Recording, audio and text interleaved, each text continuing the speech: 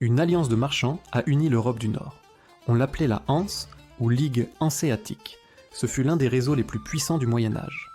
Au XIIIe siècle, l'Europe sort des croisades et s'ouvre au commerce maritime. Les marchands allemands cherchent à sécuriser leur route entre la mer du Nord et la Baltique.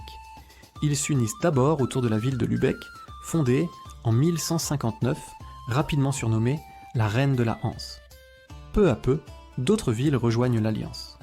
Selon Britannica, le but est de protéger leurs navires, standardiser les échanges et négocier collectivement avec les princes locaux et les royaumes. La Hanse devient un bouclier économique face à la piraterie et à la concurrence étrangère. La Hanse fonctionne comme une véritable Union européenne avant l'heure. Jusqu'à 200 villes en feront partie, du nord de l'Allemagne jusqu'à la Flandre, en passant par la Scandinavie et la Russie.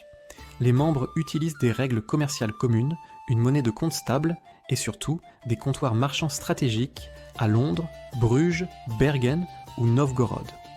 Ces comptoirs, aussi appelés les grands comptors de la Hanse, imposent ces règles et négocient des exemptions de taxes et contrôlent les prix et les stocks. Elle impose même des blocus commerciaux contre les royaumes qui refusent ces conditions. Mais la Hanse, ce n'est pas qu'un réseau commercial, c'est une puissance politique. Elle dispose même de sa propre flotte armée, capable d'imposer ses décisions par la force. Dans les années 1360, la Hanse entre en guerre contre le roi danois Valdemar IV.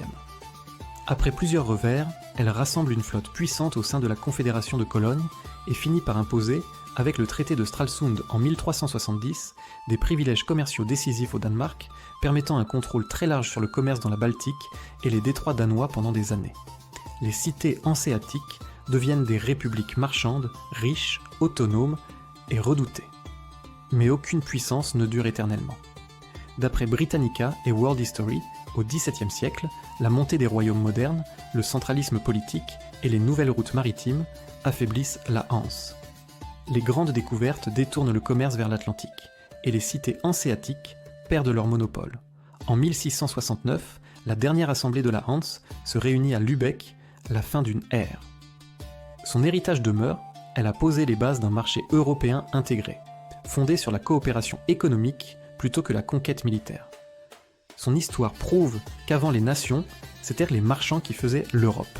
Si cette capsule t'a plu, n'hésite pas à liker et abonne-toi